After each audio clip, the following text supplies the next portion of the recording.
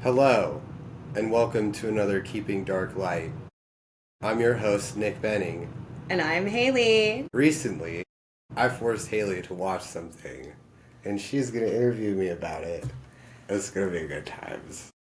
So we had a rare occurrence where Nick was able to get off work a little bit early, so we're able to record this at an earlier time, which makes for us to have a nice, relaxing day tomorrow. And I thought, okay, Nick's home, let's watch a movie, and I let him pick. And what was the title of the movie? Well, it has Stephen King in it. And it was a Stephen King story, right? I think it was actually written by somebody else, if I recall. Okay. He's just in the movie, but I think he helped with directing it or something. He had played... It's a weird movie. Right, he had a really very short movie. Cameo and a very let weird... me just put it out there to our viewers. Like, let's just start with the title. The title. If anybody can guess what we're talking about, I'm just going to give a couple hints here. Okay, so it's about some weird vampire creature people, and then hijackies are cats. And cats. There's definitely a lot of cats and in that it. had a lot to do with cats saving the day, which Because they're the only... is why I love They're the only movie. thing that can possibly kill these creatures, correct? With a scratch, if I'm not mistaken. Yes, there's... Okay. With the movie was called Sleepwalkers. It is a 1992 film. What's the name of that actress? The girl? I mean, the one-liners in that movie are some of the best. Lots of great one-liners, and definitely the star of the show and savior is a really cute cat, and his name's Clovis. Love that. Not to be confused with the very weird town of Clovis, New Mexico. However, it is a very odd film. There are some different themes that go on. Themes that Hayley did not appreciate. She was immediately... Because, like, the first...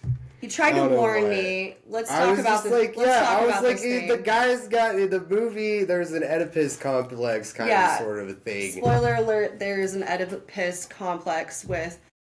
So you have these creatures, and they make themselves look human. And therefore they have to go... They have to travel all the time to maintain their immortality that they're trying to go for. And you've got... Ron Perlman is in this movie, by the way. Yes. And he's excellent in it. He gets his fingers bit off. Great scene, by the way. Mm-hmm. But like, let's get down to the brass tacks. Why Hayley was upset. She was like, "Why did you make me watch this?" And it was because like. But also, I had to keep watching it because I was like, "Okay, this is like really weird." You gotta know what happens to Clovis. I was like, "Yeah," but Clovis is the main star. Besides, Madchen Amick, which is the girl that plays Shelley in, Twin Peaks, which is the next thing I'm probably going to force you to watch is all of Twin Peaks, because it is that time of year where I watch that over and over and over again until I start vomiting. So be ready for that. Okay, I'll make sure I have a bucket like in hand and I'm ready for the vomiting part. I probably won't vomit because I do really love David Lynch quite a bit. Okay. Hopefully one day David Lynch watches some of this. Have you seen like what he's up to lately? No. He'll like do this thing where he's like, the number of the day, and he has this like jar of like ping pong balls with numbers written on them, and Gotcha. it'll be like kind of like bingo, picking out P32. He's a genius. Gotcha. That David Lynch. And so does he believe in like numerology? The weather today here in Santa Monica, California is sunny with blue skies all along the way, and he does this thing with his hand like. Okay. Yeah, he's a cool guy. So back to this film, there was a theme that Oh yeah, there was a surprised thing that you by. were upset about. I don't know what the big deal was. The kid he sleeps with his mom. It's not a big deal. Yeah, spoiler He's a alert. vampire. Yeah. That's what vampires do apparently in this world. I don't know. I thought it was, it was not tastefully done. That's So, for sure. It is pretty It's not just like your typical vampire though, because this creature can look like it shapeshifts. It basically does. Like a kind of he goes from looking human to kind of a cat person looking type of thing. And then when he goes to his actual form, he's like a slimy monster looking thing, and his mother is the same. Also, they're standing in front of a mirror. Their true form shows, just like Dracula. You take a picture of them, you don't really get to see their real faces. Cats know that they're bad and they're attracted to them to want to scratch them and kill them.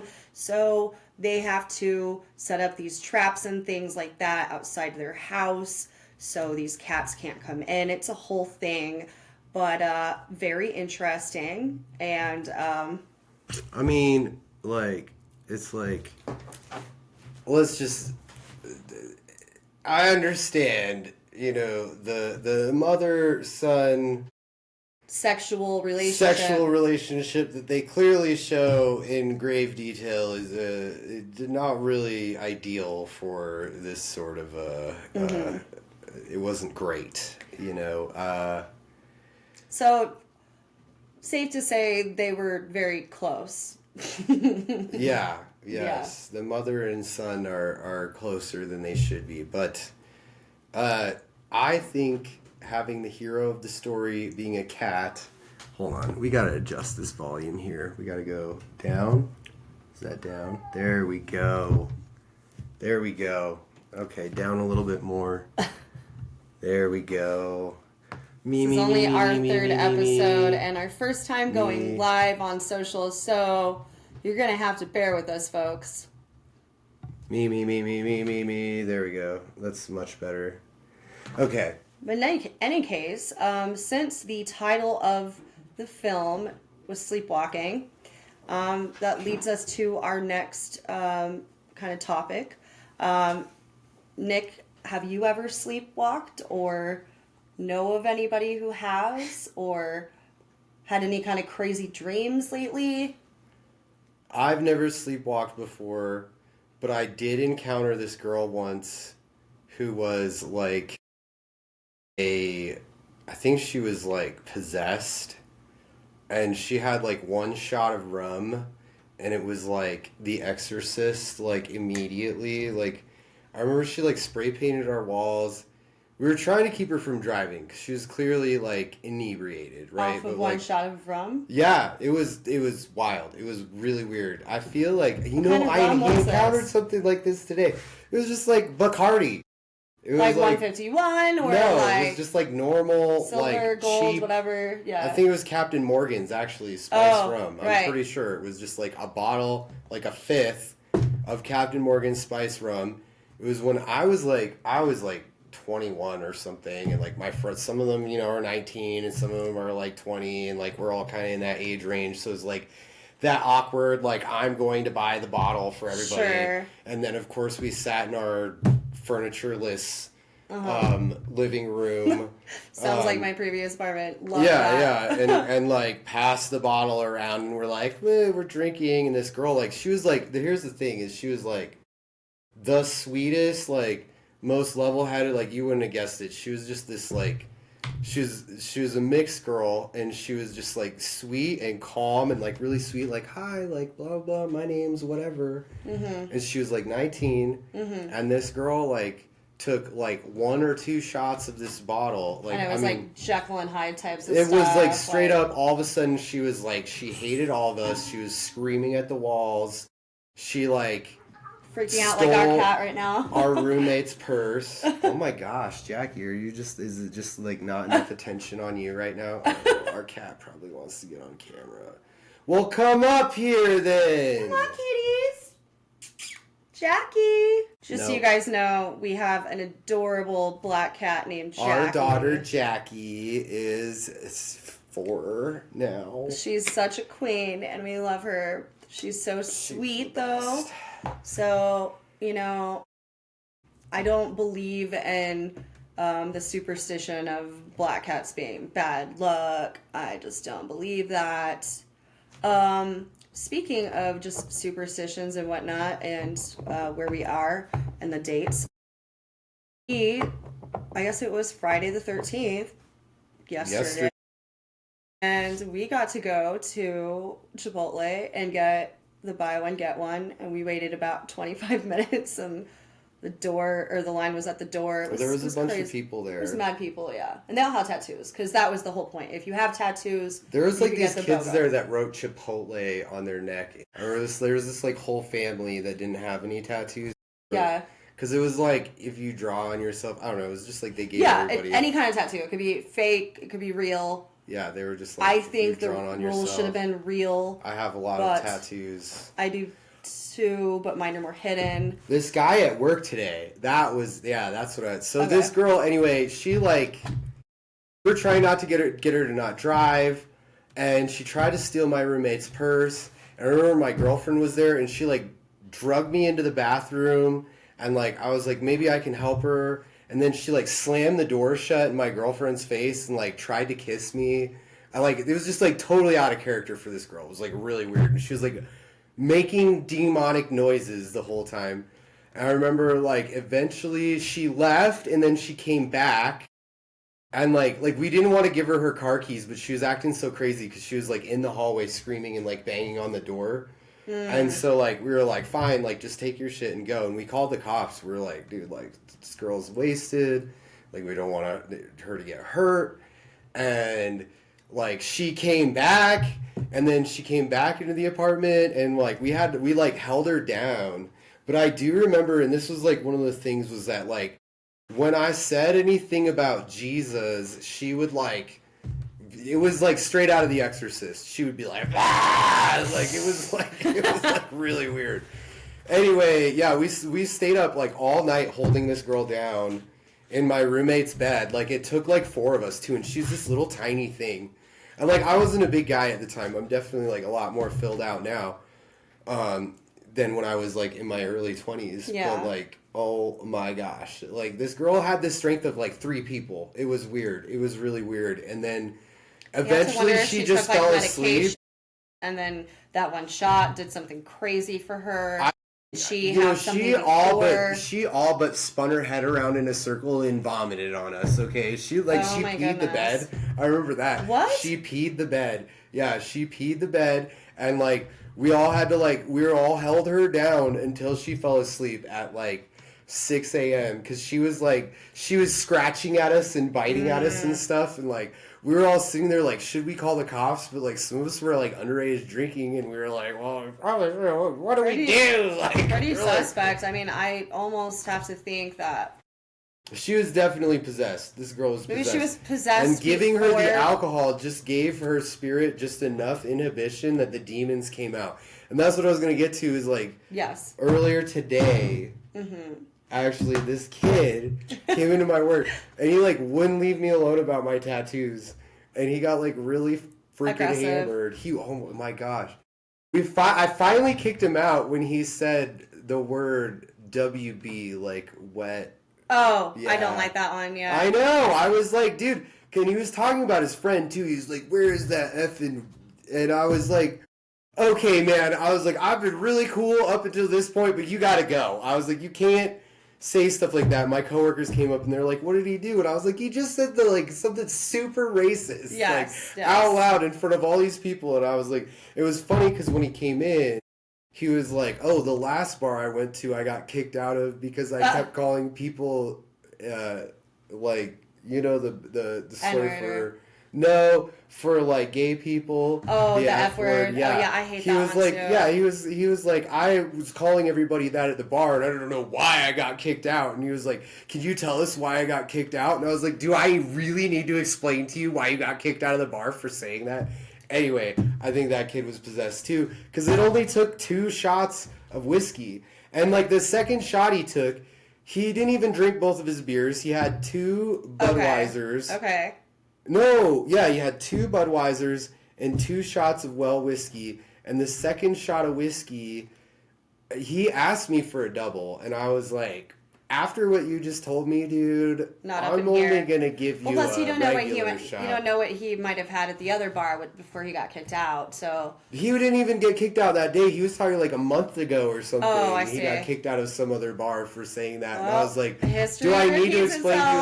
I was like, okay, well, please don't do that to my customers. And then he still goes around spreading. I don't know. It was just like, brings me to my next point. You know, alcohol and substances can just really be like the devil in you, and which is why it's called spirits. Yes, which is why we abstain. Yeah. Yeah, we're sober. Yeah. I've been sober since the 24th of November, 2024. So 24. And right now, I'm exactly 2 weeks sober from every possible thing. Besides medications I have to, prescribe to take. Every day is a celebration. It is, sobriety, though. It is, and I was certainly tempted the other night. Not really tempted, just people trying to tempt me. And I was talking about how cool it was because I really held my own and was like, no, and I'm proud of myself. Don't you hate how people try to push it? Yeah, when people find out that you're trying to stay sober, they're like, well, just do one with me, man. It's not a big deal. Yeah, it's pretty disrespectful, but it takes a lot of strength and that which we both have. So I've had somebody straight up be like they're like, oh, take a shot with me, and I'll be like, no, I don't drink anymore, and they'll be like, that's lame, like. Oh, cool. So, me trying to better myself and just, get better from a horrible disease and dysfunction that I was struggling from, including, that's the thing is, I had a substance abuse, problem. I was terribly addicted to cocaine at a certain point. Which was, I kind of did it to myself. I didn't really have a problem until somebody entered my life that, I was doing it with them constantly because misery loves company, right? And then I got addicted to it, and that's the thing is people try to be they call them controlled substances for a reason, guys. Yeah. I mean, let's be honest. Well, now we know ourselves when neither I was fun nor anybody who was on it was fun when we were on it. To be honest, we had fun for about 2 months. And then once we hit month 3 and month 4, we turned into absolute effing degenerates. Tweakers, just freaking out about everything. Yeah, we were at each other's throats. It was just insane. Right. And it's a horrible, horrible drug. It's not something where somebody could have a casual, coke substance thing going on. I think it's interesting that people think that they can be casual about it. Some people can. I did before it got real bad. I got into it because but once you start of a it, person. Let's be honest. It's one of those things. You have one line. You don't just have one line. You have one line, and then it's all you want is more and more and more and more and more, and that's just kind of. I mean, when I was bartending and people would just give it to me, it was no big deal. It was once I allowed it into my house. And once I started allowing myself to buy it, and once I allowed myself to start getting it for this girl that I was dating, then once I crossed that line, I was there's no going back. And then once I did a lot one night, then it was well, I could do more. And then all of a sudden just the excuses kept going. I just kept giving myself excuses to continue to do more and more. Right. Yeah. And it's a vicious cycle. I'm happy that we both have overcome our addictions and we're being sober now. I gotta say, it's great. Not waking up with a hangover or, hating your life. That life can be hard, but it's a lot easier to deal with when you remain focused and sober. So that is kind of my take on that. I believe we wanted to talk about a specific dream you've had recently. Oh, yeah. I mean, speaking of sleepwalkers and all that sort of stuff. Crazy sleep stuff. This was interesting because so my dad died last year, and my mom has been trying to figure out some of our my dad's veterans benefits, and he was, I mean, everyone that goes to Vietnam, they assume we're exposed to some extent of Agent Orange, right? And so my mom's been trying to track down some documentation as to whether some of his neurological disorders that he had that caused him to die were or weren't connected with Agent Orange. And without going into too much detail, I had a dream like a few nights ago that my dad was like back at the house for some reason. And I was like all excited, and I like knew that my dad had died, but I like it was weird that like he was back at the house in my dream, and I was really excited to see him, and like I was like sharing with him what was going on in my life and stuff, and then I was like like mom was looking for something, and he was like, it's in this white folder here, and he had pointed, and it's interesting because in the dream his desk was the way it was before he passed. Sure. My mom's since reorganized it, and when I went back to my mom's more for her birthday just recently, right, I went and pulled a folder out, and it had the information that my mom needed in it. Yep. I pulled a couple folders out that were at one point where my dad was pointing in the dream, but they've since been moved, and the information my mom was looking for was in that folder. Yeah. It's pretty wild. Yeah, pretty crazy. So the dead can talk to us in our dreams. My dad has been speaking to me. This is the third dream I've had of his. The second one was when he told me to submit video evidence to something else that I'm involved in, and it was really interesting. I was driving this car, and like when he walked up, he had like this like Indian headdress on or like something. Oh, it was like crazy. weird, like a burqa. No, it was like, I don't know, it's so hard to, it was unearthly. Every time I have an experience with my dad, it's like unearthly. It was like this white opalescent like clothes that he had on. Cool. And he had a bow, and he was shooting arrows, and he came up to me and he showed me a quiver, and inside the quiver there was a bunch of like copper wiring and like a bunch of wiring. And I eventually figured out that what he was trying to tell me was camera. He was trying to tell me, like, electronic device, like, you need your camera. And then I went through and that's what, like, inspired me to go through the camera that I had when I realized that I'd recorded a bunch of stuff that I really needed on this GoPros that I had. This a ton of stuff that was like really important to some other things that I'm going through. Right. I was like just like, I don't know. I mean, you know, it's on my computer and like everything that I own now. So that was really cool. Yeah, that's fantastic. And there's this story of like when I had a vision of him in heaven. Yeah.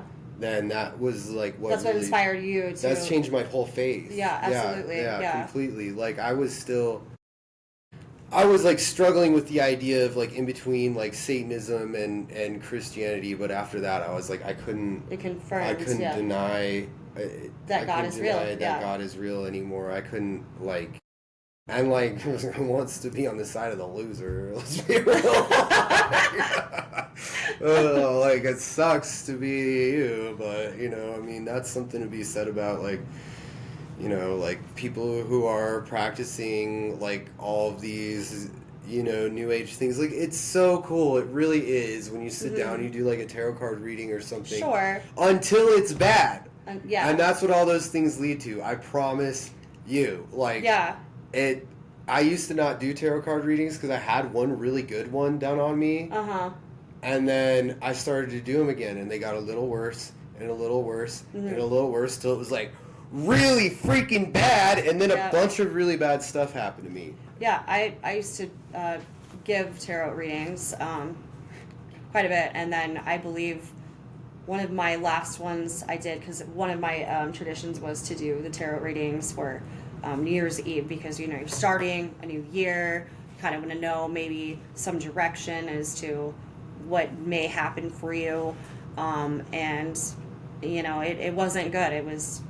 It was true. It basically told me the unraveling that led to me coming back to Colorado, and I knew at that moment that something bad was going to happen, and it did. But it's not really a good thing to play around with the tarot. I don't think it's best to go about your day and your way with putting in God's will and letting Him guide your life versus trying to take it into your own hands. So I think it's more than just taking it in your own hands too. I personally believe that you're actually handing your destiny over to a specific demon and allowing them to kind of lay those cards down in chance even, and eventually the cards are always stacked towards the house, right? It's just like when you go to Vegas,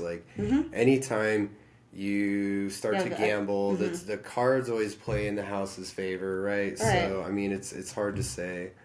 So they're already against you. Yeah, I mean, they always let you win it first.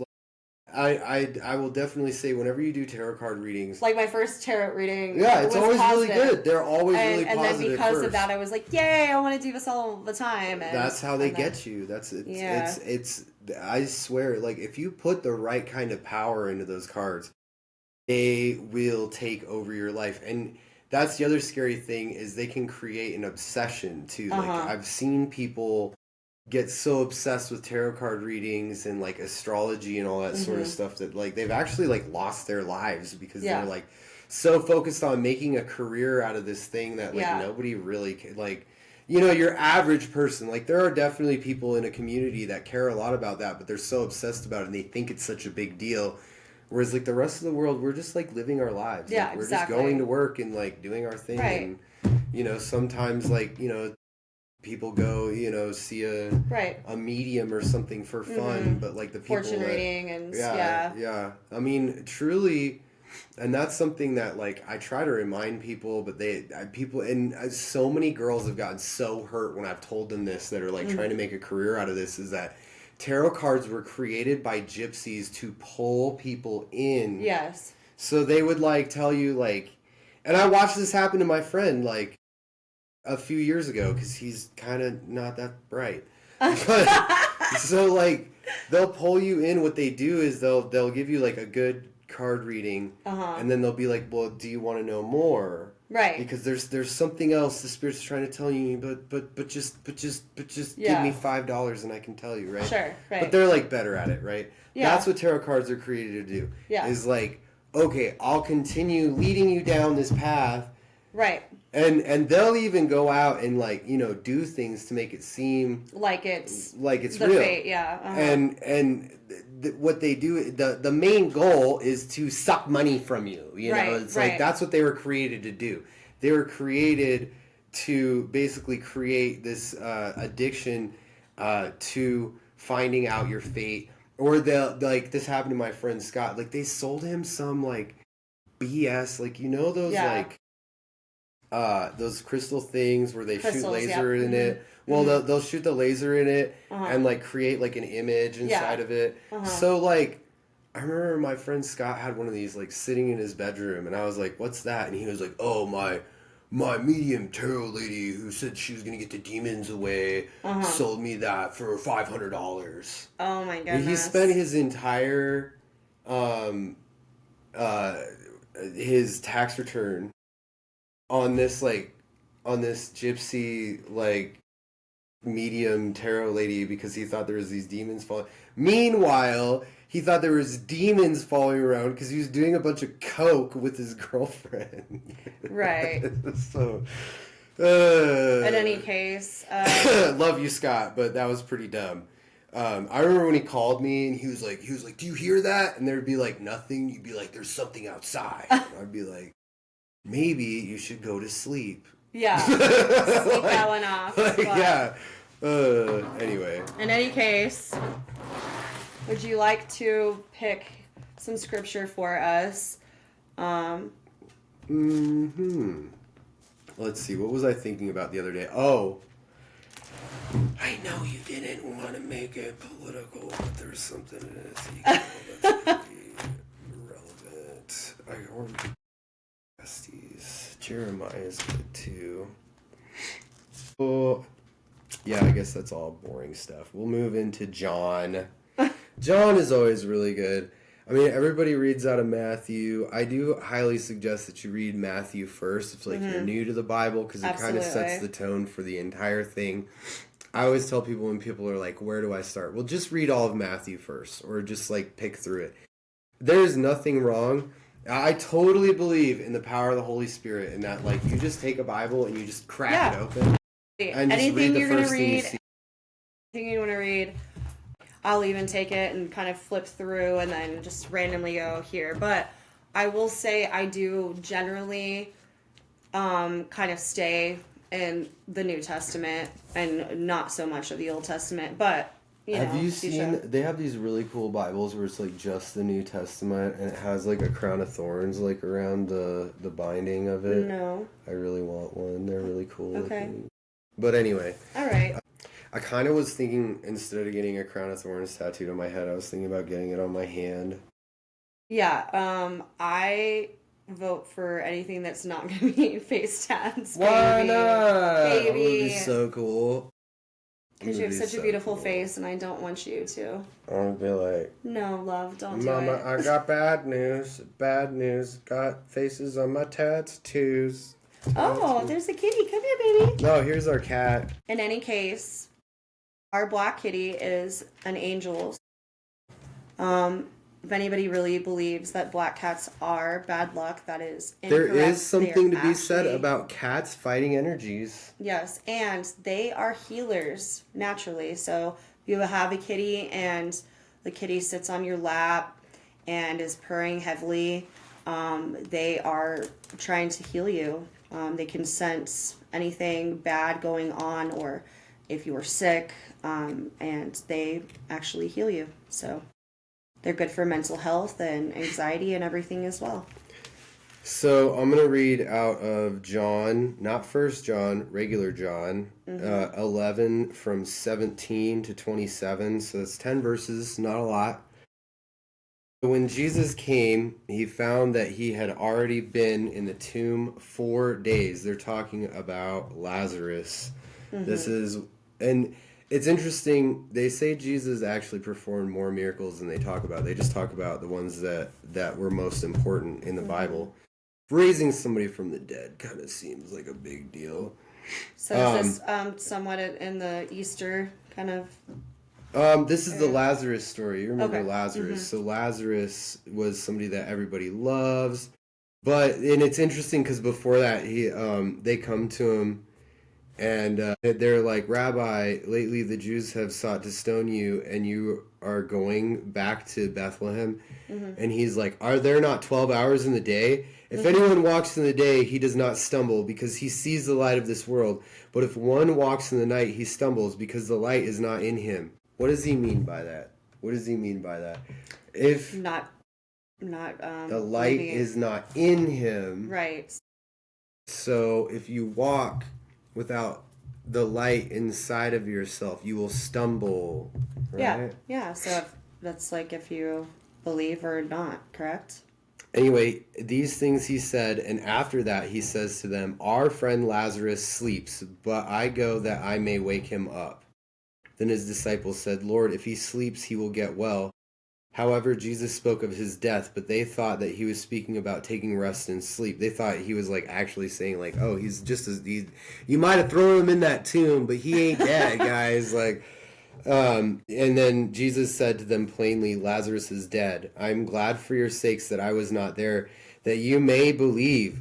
He's saying For all of you idiots that don't believe in what I can do, like, I'm glad I wasn't there when he died, like, that he died, so that I can come, like, it's kind of interesting. It's like the first time Jesus shows any, I don't want to say cockiness, but he's, like, starting to come out of his shell a little bit. Like, he's like, watch this, okay? Like, just pay attention, guys, please.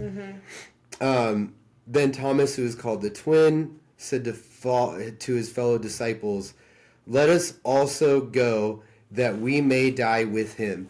And this whole section of the Bible and part of the Bible is really symbolic. Like, everybody's talking about death here.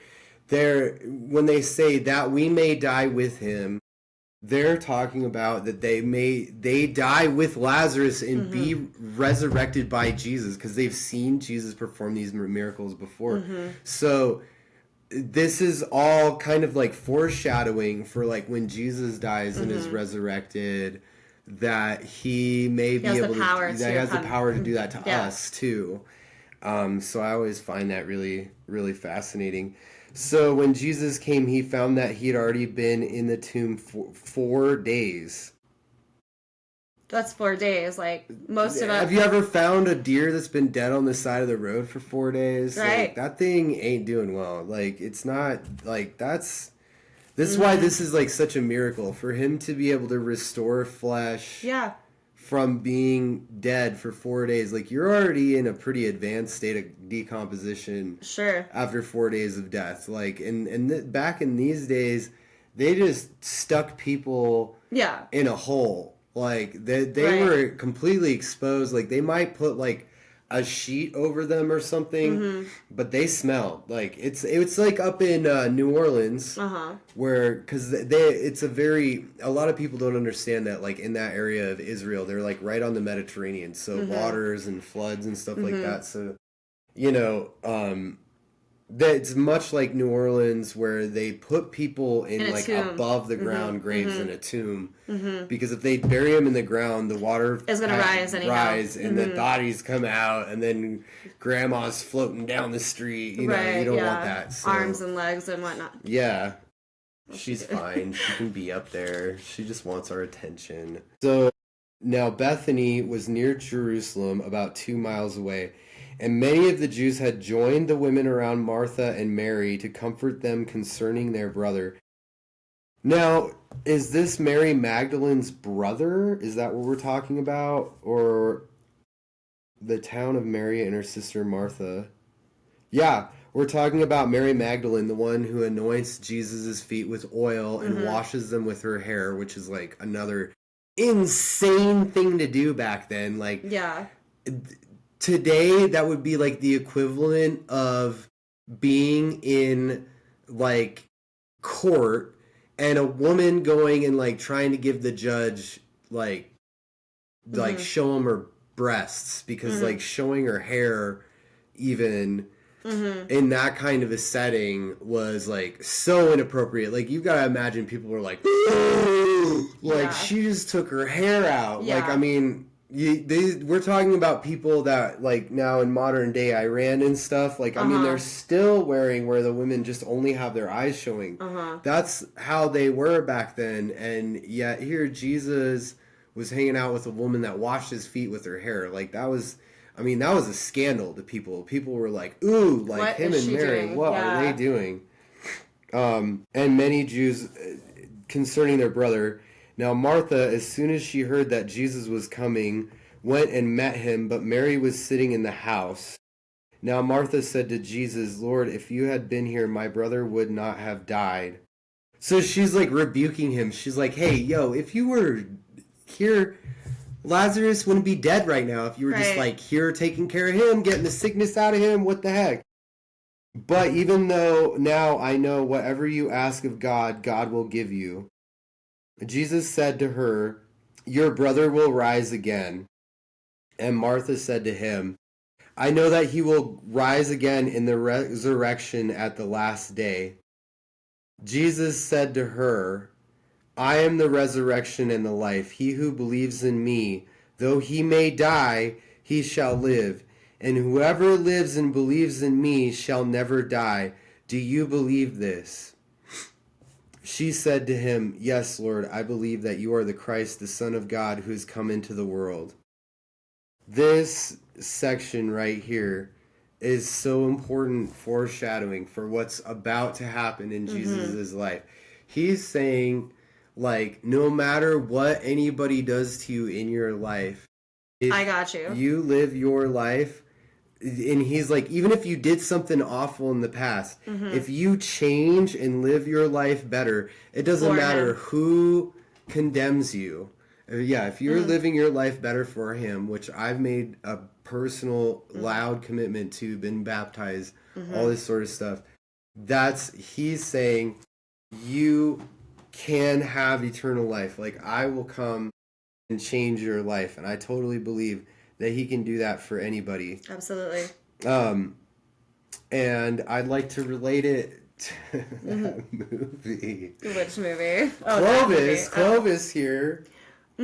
Clovis is the kitty that saved the day. Saved the day. Well, he saved multiple days, and he didn't quite save his owner. He didn't save his owner, but he saved the girl who was going to be the victim, in which it's interesting how many other people died. The monsters needed her in order to maintain their immortality, and therefore he realized that she was the victim and she needed help, and he knew that the only way for this creature to die, it wouldn't have been bullets that the police officer, which was the owner of him, shot at this crazy guy. None of that's gonna. He knew he just had to scratch this demon, so to speak. Such a weird movie. And that would be what could kill him and not harm her, and therefore he saved her life. But that wasn't the only time he did that. And he continued to know exactly what to do, and kind of get in there and scratch the demon. So, and he did, and he saved the day. And they end the movie with the girl being, in a police car cuddling little Clovis. So Clovis was her Jesus in the moment. Well, yes, Clovis then comes through, and then at the end the girl holds Clovis. I think that just kind of shows it's a weird movie to relate, but there's some weird stuff in the Bible too. Like, you read the Bible, like, there's wild stuff happens in the Bible. But I think it's that when we realize how Jesus saved us from the devil, such a disgusting evil creature that's able to take over, like, I truly believe that the devil has the power to take over even our own bodies if we give them to him. Absolutely. If you're vulnerable enough and you've fallen far enough from God, then absolutely that is possible. Yet Clovis saved the day, and that's how we should treat Jesus, as this very precious thing that saved us from and not to be afraid, because Jesus got us. So yeah, we must trust his will. And it's interesting here. It says there's a stone that lays against the cave where they have Lazarus, and Jesus says, "Take away the stone." Then Martha says, "Lord, by this time there is a stench, for he has been dead 4 days." 4 days, y'all. 4 days. Jesus says to her, "Did I not say to you that if you would believe, you would see the glory of God?" Then they took away the stone from the place where, I imagine an argument happened here. I feel like an argument happened here that, like, don't open it, it's gonna stink so bad. Like, I imagine she walks up and, like, she's, like, thinking about it, and she's like, "I don't think we should open this, okay? Like, I don't want... Leave the dead. Yeah, I don't want my family to be... exposed to this. Exposed to, like, the horrors of what happens after 4 days of a body sitting in a hot cave in the desert." But when they took away the stone from the place where he was lying, and Jesus lifted up his eyes and said, "Father, I thank you that you have heard me, and I know that you always hear me, but because of the people who are standing by this, that they may believe that you sent me. Now when he had said these things, he cried with a loud voice, Lazarus, come forth! And he who had died came out, bound hand and foot with grave clothes, and his face was wrapped with a cloth. It was like a mummy. He was like, I mean, like straight up, this is like this is probably like looks like a zombie or something. Yeah, he's came out. He's like, I don't feel good. He was probably like, right, starving, like needs a shower, and well.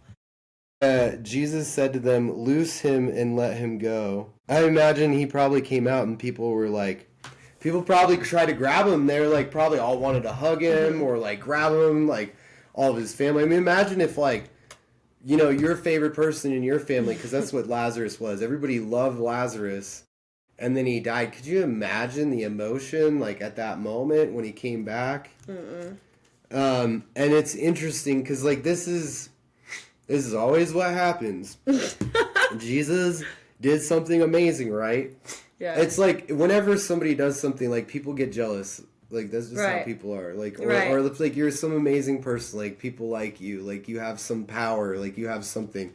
The plot to kill Jesus is what's next.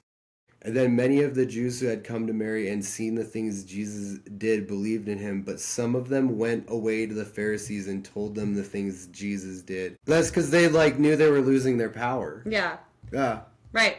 And who is this person who is able to bring back the dead? And is that a power that, you know, they're wanting? So anyway, I shall release us in prayer. Okay. Would you like to lead?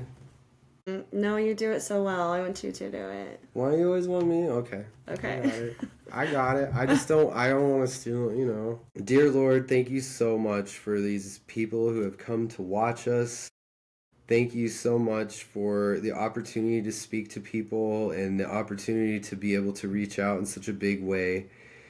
Jesus, if you would just please reach anybody's heart who's out there, that you use our message and the things that we talk about to remind people that it's okay to be yourself and believe in you, Jesus, that it's okay to be dark and kind of morbid, and that you have these things in your own book, and that it's okay to have, you know, kind of a dark side to yourself, to like dark things and find beauty in black, you know. I think a lot of people believe that they aren't accepted by those who are Christian, but Jesus, I just want to put it out there that they are incredibly, if not more, accepted, because we all know God loves the black sheep. In fact, they are more favored among God when the prodigal son comes home. And Jesus, I just hope that you push that message out there and let it be heard. In your name, amen. Amen. Thanks. Thanks for watching, and we'll be looking forward to the next Jackie, episode. Do you want to make an appearance? Oh, we have a guest appearance. It's speaking of black sheep. And come here. Speaking of cats that saved the day. Here, let's get the little rascal. Oh goodness, Jackie, are you already? Kitties. Here, push her. Come here, baby. Chase her this way. Come here, baby. Come to mommy. Oh, there she is. And she's gone. Okay. Never mind. Thank you guys. We will see you next time, and we will talk some more about dark things that become light.